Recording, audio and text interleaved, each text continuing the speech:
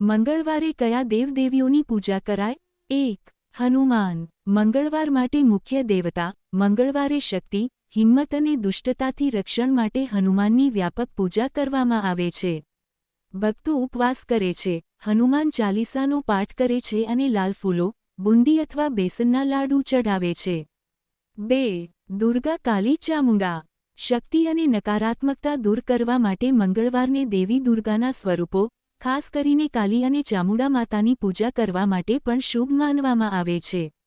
ભક્તો ઘણીવાર દુર્ગા સપ્તશતી પાઠ કરે છે અથવા લાલ કાપડ, કુમકુમ અને નારિયેળ ચઢાવે છે.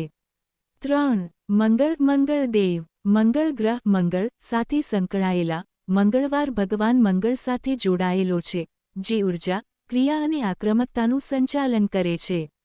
માંગલિક દોષ ધરાવતા લોકો મંગળવારે ભગવાન મંગળની પૂજા કરે છે અથવા નવગ્રહ મંદિરોમાં જાય છે.